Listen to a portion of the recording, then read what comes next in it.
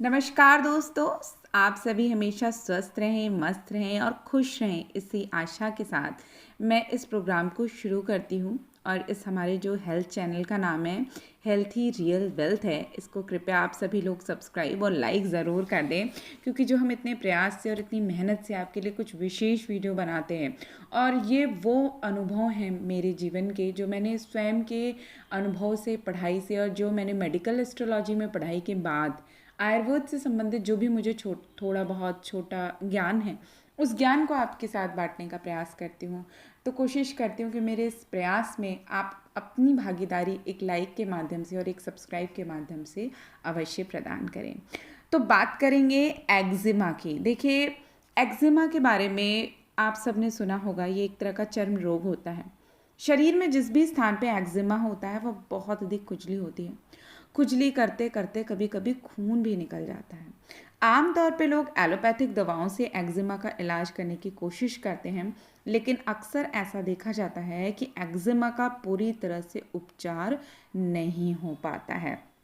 ऐसे में फिर वही बात है कि बैक टू नेचर और बैक टू इंडियन, आप कह सकते हैं, मेडिसिन की तरफ हम जाते हैं और आयुर्वेदिक उपचारों को और उनके उपायों को अपनाते हैं। तो देखिए, एक्जिमा को ख़त्म करने में आयुर्वेद बहुत ज़्यादा हेल्पफुल हो सकता है। लेकिन सबसे पहले जानेंगे एक्जिमा होता क्या है। वास्तव में एक्जिमा एक तरह का खुजली का रोग है, लेकिन ये सामान्य खुजली से अलग होता है। ये अपने आप में एक रोग है। त्वचा को कई संक्रमणों का सामना करना पड़ता है और उसी में से एक एक्जिमा है। एक्जिमा त्वचा रोगों में होने वाली सबसे आम समस्या है। यदि बात की जाए कि ये जो एक्जिमा होता है, इसमें क्या सिम्टम्स होते हैं, और यदि बात की जाए कि एक्जिमा, दाद और खुजली में क्या अंतर होता है, तो देखिए, एक्जिमा तीव्र खुजली के रूप में उत्पन्न होने वाला रोग है। अभी तक सटीक कारण इसका मेडिकल में भी नहीं है। मतलब साइंटिस्ट भी पूर्ण रूप से इस बारे में सक्षम नहीं है कि वास्तविक रूप में एक्जिमा होता क्या है, लेकिन और क्यों होता है। लेकिन यह लाल व सूखे चकत्तों के रूप में हमारी त्वचा पर दिखाई देता है और इसमें बहुत खुजली होती है। अब अगर बात की जाए दाद की, तो ये एक तरह का फंगल इन्फेक्शन होता है, जो संक्रमित व्यक्ति के संपर्क में आने से या उसके कपड़े या साबुन के प्रयोग से हो जाता है। पहले तो देखिए, त्वचा की बाहरी परत में एक परजीवी की तरह रहता है और धीरे धीरे यह पनपता है और ये गोल चकत्तों के रूप में पैदा होता है। इसमें खुजली होती है, पपड़ी निकलती है और इसमें भी बहुत ज़्यादा खुजली होती है। एक और समस्या होती है खुजली। सामान्य रूप से त्वचा में होने वाली किसी भी प्रकार की एलर्जी का लक्षण है। ये कोई बड़ा रोग नहीं होता, लेकिन दाद, एक्जिमा जैसे चर्म रोगों के थोड़े थोड़े लक्षण इसमें होते हैं। कभी कभी उत्तेजक वस्तुओं के संपर्क में आने से भी खुजली हो जाती है। और सबसे बड़ी बात जो आयुर्वेद मानता है कि यदि आप समुचित ढंग से अपने खाने का सेवन नहीं करते हैं, बासी खाना खाते हैं या विरुद्ध आहारों को साथ में खाते हैं। अब देखिए, विरुद्ध आहार तो आयुर्वेद में 300 350 के आसपास बताएं, वो सब कुछ तो हम इस वीडियो में शेयर नहीं कर सकते, लेकिन कुछ विरुद्ध आहार ऐसे होते हैं जिनका जो रिएक्शन होता है वो बहुत फास्ट होता है। तो यदि आप उस तरह के विरुद्ध आहार खाते हैं, तब भी इस तरह के लक्षण व्यक्ति के शरीर में पैदा हो जाता है। और देखिए, ये चीज़ें एक बार में पैदा नहीं होती, ग्रेजुअली, धीरे धीरे जब आप लगातार इन चीज़ों का सेवन करते रहते हैं, तो ये दाग, धब्बे, त्वचा की खुजली, संक्रमण एक्जिमा के रूप में बाहर निकलते हैं। कितनी बार सोराइसिस का रूप भी ले लेते हैं। तो आप इन चीज़ों का ज़रूर ध्यान दें। अपने आहार और विहार, ये एक ऐसी चीज़ है जिसको यदि आप कंट्रोल कर लें, तो आपकी लाइफ की आधी से ज़्यादा समस्याएं खत्म हो जाएंगी। और आयुर्वेद भी मानता है कि 3 दोष होते हैं, वात, पित्त और कफ। जब इनका असंतुलन बॉडी में होता है, तो कोई ना कोई परेशानी आपके शरीर में होने लगती है। तो खान पान व जीवन शैली यदि दूषित है, तो निश्चित रूप से जो रक्त के विकार पैदा हो जाते हैं, उनसे इस तरह की समस्या होती है, जिसे हम एक्जिमा कहते हैं। लेकिन एक्जिमा का सटीक कारण अभी भी जितने साइंटिस्ट हैं वो भी नहीं जान पाए, लेकिन माना जाता है कि वंशानुगत हो सकता है, वातावरण या पर्यावरणीय कारणों से भी हो सकता है, या माता पिता को या घर में किसी को समस्या हो तो भी हो सकता है ये। इसके अलावा बैक्टीरियल संक्रमण की वजह से भी एक्जिमा हो जाता है। इसके अलावा डैंड्रफ की वजह से, या घरेलू जानवरों के संपर्क में आने से, धूल मिट्टी के ज़्यादा संपर्क में आने से, या बहुत लोग बहुत सेंसिटिव होते हैं एटमॉस्फेयर के जो पॉल्यूशन होता है उसकी वजह से भी हो जाता है। कभी कभी ठंडे और गर्म तापमान में तुरंत जाने आने की वजह से भी हो सकता है, या किसी विशेष खाद्य पदार्थ के प्रति यदि एलर्जी होती है, जैसे सोया उत्पाद, गेहूँ, नट्स, अंडे, मछली, तब भी इस तरह के यदि खाद्य पदार्थों से आपको रिएक्शन की प्रॉब्लम है, यदि किसी भी रूप में आप इसका सेवन करते हैं, तो भी कभी कभी इस तरह के रिएक्शन आपकी त्वचा पे हो जाता है। इसके अलावा एक बहुत बड़ा कारण तनाव का मैं बताती हूँ आपको, वो है स्ट्रेस लेना। आज के टाइम में बहुत से लोग, मैं तो कहूँगी 50 to 60%, 70% भी हो सकता है रेशियो स्ट्रेस में है। यहाँ तक कि घर में रहने वाली हाउसवाइफ, पढ़ने वाले बच्चे तक स्ट्रेस में है। तो तनाव एक बहुत बड़ी समस्या है। आप देखेंगे कि आधी समस्याओं की जो जड़ है वो तनाव है, क्योंकि तनाव की वजह से पेट पे बहुत बुरा असर पड़ता है और पेट से जुड़ी ही 200-250 बीमारियाँ होती हैं। तो यदि आप अपने तनाव के लेवल को कम करने लगते हैं, तो धीरे धीरे आपकी खुजली, एक्जिमा जैसी जो परेशानियां होती हैं, ये स्ट्रेस की वजह से सबसे ज़्यादा होती हैं। इसके अलावा अगर महिलाओं की बात की जाए तो हार्मोन में उतार चढ़ाव की वजह से, और जब वो स्ट्रेस लेती हैं तो भी इसकी वजह से हो जाता है। इसके अलावा मासिक धर्म और गर्भावस्था के दौरान भी महिलाओं में एक्जिमा के लक्षण बढ़ जाते हैं। यदि बात की जाए कि लक्षण कैसे होते हैं, तो बहुत खुजली होती है। खुजलाने से त्वचा पे लाल चकत्ते, छोटी छोटी फुंसियाँ उभर जाती हैं। कभी कभी सफ़ेद प्लेग बनता है। तीव्र खुजली होने पे खुजलाने से खून भी निकलने लगता है, त्वचा पे जलन हो सकती है, चिड़चिड़ापन होने लगता है, और कितनी बार डिप्रेशन जैसी कंडीशन आ जाती है इस खुजली की वजह से। अब देखिए, हम बात करेंगे कि कौन से उपाय कर सकते हैं। देखिए, सबसे पहली जो चीज़ आपको करनी है, वो आप शुद्ध नारियल का तेल, वर्जिन जो ऑयल आता है नारियल का, वो आपको किसी मॉल से या अमेज़ॉन वगैरह से भी आप इसे ले सकते हैं, परचेज़ कर सकते हैं। वर्जिन आपको नारियल का तेल लेना है। उसमें आपको शुद्ध कपूर, ये देशी कपूर आता है, वो आपको लेना है। आपको वो जो जनरली मंदिर में और लोग यूज़ करते हैं कपूर, उसका प्रयोग नहीं करना है। शुद्ध देशी कपूर महंगा ज़रूर आता है, लेकिन देशी कपूर बहुत ही अच्छा होता है। आपकी त्वचा संबंधित रोगों में रामबाण की तरह उपचार करता है ये। तो आपको क्या करना है कि थोड़े से नारियल के तेल में थोड़ी सी कपूर डाल के आप इसको धूप में रख दें, कम से कम 2-3 दिन के लिए रख दें।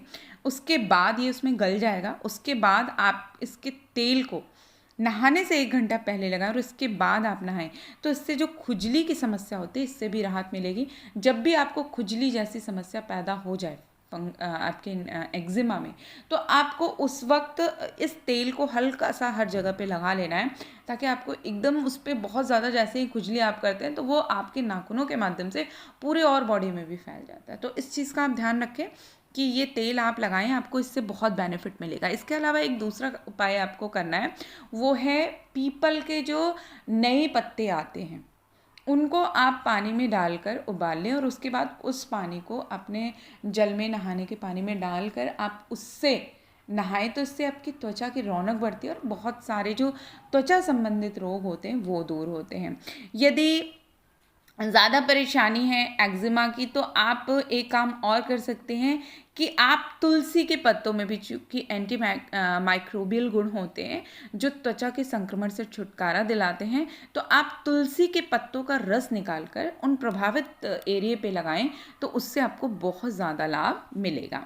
इसके अलावा एक बहुत विशेष चीज़ बताती हूँ कि शरीर में जब भयंकर खुजली होने लगे एक्जिमा की वजह से, तो आप त्रिफला का चूर्ण ले लें। त्रिफला को भिगोकर शरीर में जहाँ जहाँ त्वचा खराब हो रही है वहाँ लगाएं। इससे दानों से पानी व रक्त जहाँ निकल रहा हो वहाँ भी त्रिफला लगाएं, तो धीरे धीरे ये बीमारी कंट्रोल होने लगती है।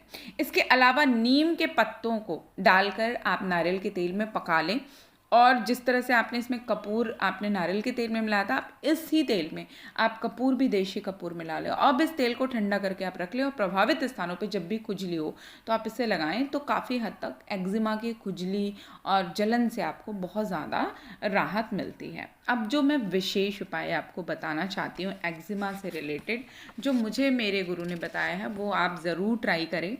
हो सके तो इसको आप अपने दोस्तों से शेयर भी करें, ताकि ज़्यादा से ज़्यादा लोगों को इसका लाभ मिल सके। इसके लिए आपको क्या करना है कि 1 किलो तिल्ली का तेल लेना है। अब तिल्ली के तेल में आपको 250 ग्राम कनेर की जड़ की छाल को जला लेना है, मतलब उसे पका लेना है। अब कनेर की जो पेड़ होते हैं उसकी छाल को कैसे निकालना है जड़ को, कि आप पहले थोड़े से जड़ निकाल ले आएँ कनेर के पेड़ से, उसके बाद आप उसको सुखा दें। सूखने के बाद जो उसकी छाल उस जड़ के ऊपर होती है उसको आपको उतार लेना है। अब इस छाल को आपको तेल में, तिल्ली के तेल में डालकर धीमी आंच पर चढ़ा देना है, खूब पकने देना है आपको तेल को। जब वो जो छाल है वो जब काली पड़ जाए उसके बाद आपको तेल को छानकर बोतल में भर लेना है और इस तेल को आपको रोज़ाना एक्जिमा पे लगाएं। आप देखेंगे कि एक्जिमा धीरे धीरे ख़त्म होने लगेगी। इसके अलावा जब भी आपके चर्म रोग में सड़न हो, उसमें से खून आए, तो कोशिश करें कि रोज़ाना 2 बार 5 तुलसी के पत्ते पीसें और शहद मिलाकर खाएं। इससे अंदर से जो आपका रक्त है वो साफ होगा और उससे काफ़ी हद तक आपको एक्जिमा से भी बचाव मिलेगा। इसके अलावा मेडिटेशन ज़रूर करें और आप डेली एक काम क्या करें कि पीपल का एक पत्ता लेकर उसको अपने इष्ट को, अपने प्रभु को, जिससे भी आपको प्रेम है, उसको समर्पित करके आप उससे प्रार्थना करें कि आपकी ये बीमारी को हील किया जा सके। देखिए, माना जाता है कि जो लोग हीलिंग के क्षेत्र में होते हैं उनको भी चर्म रोग या इस तरह की प्रॉब्लम ज़्यादातर देखी जाती है, क्योंकि वो अपनी ऊर्जा दूसरों को देते हैं। जब भी हम कोई कुंडली देखते हैं या कोई अध्यात्म से रिलेटेड हम काम करते हैं और कोई परेशान व्यक्ति हमारे पास आता है, तो हमको उसकी अपनी ऊर्जा, अपने पुण्य कर्म उसे देने पड़ते हैं। अब देखिए, जब आप अपनी ऊर्जा किसी को देते हैं और आप फिर से ऊर्जा गेन नहीं करते हैं, तो बहुत सारी समस्याएं आपको उसकी वजह से भी हो जाती हैं। और आपने देखा होगा कि बड़े बड़े साधु सन्यासी भी अनेकों बीमारियों से जूझते थे और लोग इसका रीज़न पूछते हैं, क्योंकि हीलिंग के क्षेत्र में जो लोग होते हैं वो ही इस चीज़ को समझ सकते हैं। तो इसलिए आप अपनी ऊर्जा को मेडिटेशन के थ्रू, अच्छे कर्मों के थ्रू ज़रूर डेवलप करें, ताकि आपकी जो परेशानी है वो धीरे धीरे रिड्यूस हो। और जब मेंटल स्टेबिलिटी आती है, पॉजिटिव थिंकिंग आती है, आप मेडिटेशन करते हैं ना, तो ये जो समस्याएं होती हैं जिनकी तरफ हमारा ध्यान बहुत ज़्यादा होता है और हर वक्त हमारा हाथ वहाँ जाता है कुछ नहीं करने के लिए, तो धीरे धीरे वो चीज़ें रिड्यूस होने लगती है। इसके अलावा ध्यान रखें कि ज़्यादा से ज़्यादा आपको विटामिन सी युक्त खाद्य पदार्थों का सेवन करना है। रसीले फलों का सेवन आपको ज़्यादा से ज़्यादा करना है। जितना ज़्यादा आप रसीले फलों का सेवन करेंगे उतना ही ज़्यादा आपके लिए अच्छा होगा। तले हुए खाद्य पदार्थों को कम कर दें। एक टाइम का भोजन बहुत हल्का कर दें। इसके अलावा आप डेली के नहाने में अशोक के पत्ते या नीम के पत्ते या पीपल के पत्ते डालकर नहाना शुरू कर दें। आपको बहुत ज़्यादा बेनिफिट इन छोटे छोटे कार्यों से मिलने लगेगा। आप इसे अपनाएं और यदि आपको पसंद आए और आपको बेनिफिट मिले तो आप हमारे साथ तो शेयर करें ही करें, अन्य लोगों को भी ज़रूर शेयर करें ताकि दूसरे लोगों का भी कुछ भला हो सके। तो दोस्तों, आशा करती हूँ आपको हमारी यह आज की जानकारी पसंद आई होगी। ऐसे ही रोचक जानकारियों के लिए फिर मिलते हैं, तब तक के लिए नमस्कार।